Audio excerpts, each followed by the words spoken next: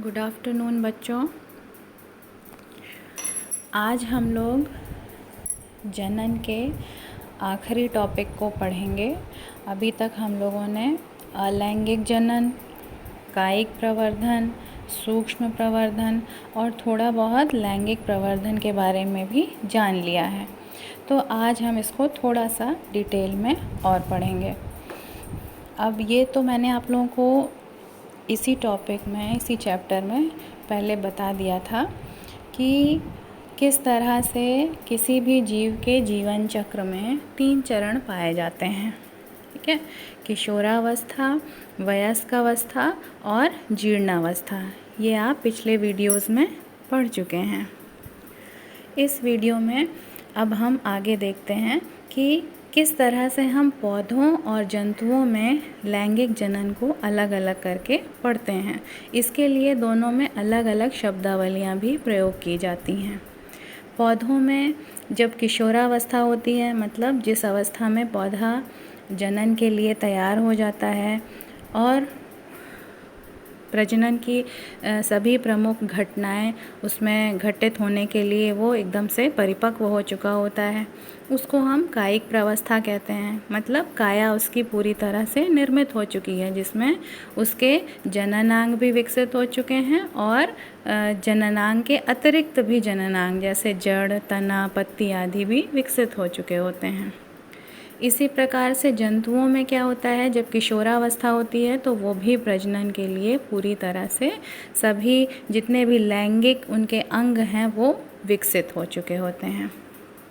अब यहाँ पर 1-2 एग्जाम्पल्स हम देखते हैं कि जैसे बांस का पौधा है, फॉर एग्ज़ाम्पल बांस का पौधा है, उसमें पुष्पन जो है वो उसके पूरे जीवन काल में केवल एक ही बार होता है।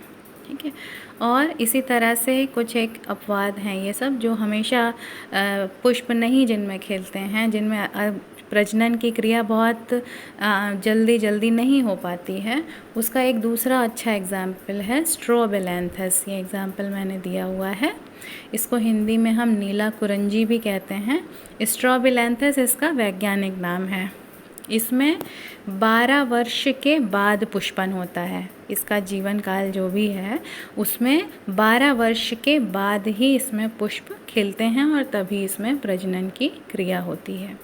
अब ये तो बच्चों आप लोग जान ही चुके हैं कि पौधों में जनन अंग कौन से होते हैं और इसी तरह से जीवों में भी जनन अंग किस प्रकार कौन कौन से होते हैं।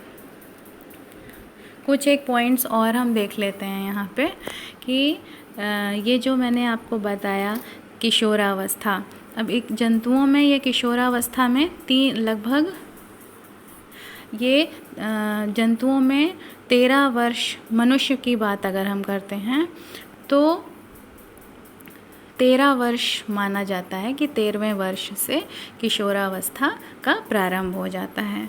और जिसके कुछ लक्षणों से हम समझ सकते हैं कि किशोरावस्था प्रारंभ हो चुकी है। मतलब जैसे मनुष्य की मादा में रज चक्र का प्रारंभ होना, है ना, जिसे हम मेंस्ट्रुअल साइकिल कहते हैं।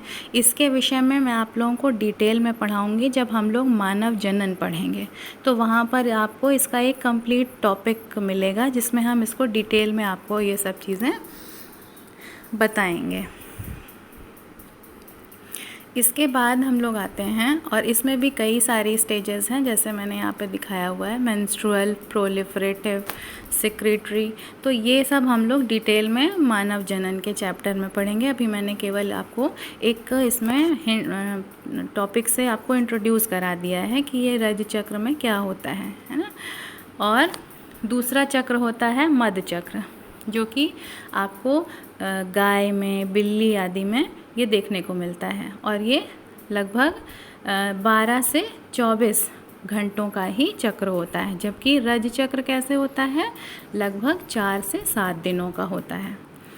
ठीक है, और रज चक्र में क्या होता है, ब्लड फ्लो होता है, जबकि मध चक्र में ब्लड फ्लो नहीं होता है। इसके विषय में हम लोग डिटेल में मानव जनन में पढ़ेंगे। अभी के लिए आप इतना जानिए कि ये किशोरावस्था कहलाती है जंतु में।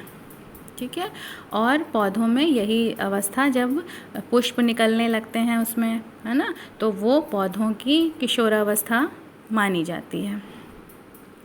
अब यहाँ पर मैंने कुछ यहाँ पे टर्म्स लिखे हुए हैं, ये जो कि लैंगिकता को और अच्छे से डिफ़ाइन करते हैं, उसको आप समझ लीजिए। यहाँ पर पहला टर्म है होमोथैलिक, या इसको हिंदी में हम कहते हैं समथैलस। होमो का मतलब सम, थैलस का मतलब क्या हुआ, बॉडी है, किसी भी जीव की जो बॉडी होती है। वैसे ये सारे टर्म्स जो आपके यूज़ किए जाते हैं वो शैवाल के संदर्भ में यूज़ किए जाते हैं। शैवाल को एक निम्न श्रेणी का जीव या निम्न श्रेणी के पौधे में रखा जाता है।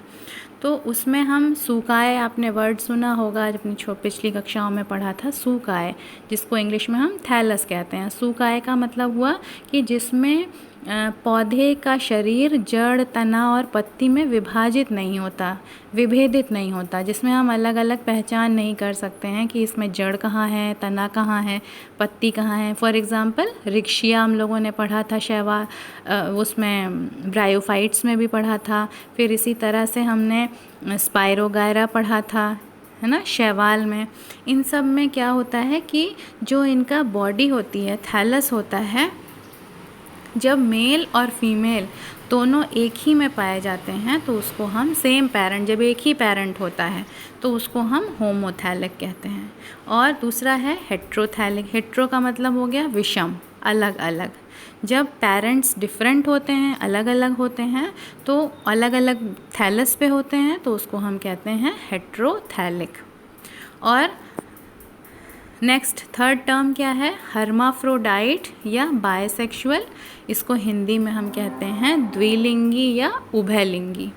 इसमें क्या होता है कि मेल और फीमेल, यहाँ पर सिंबल से आप समझ जाइए, जो जिसमें ऊपर की तरफ एरो होता है उसको हम मेल से डिनोट करते हैं, और जिसमें नीचे प्लस होता है वो फीमेल होता है।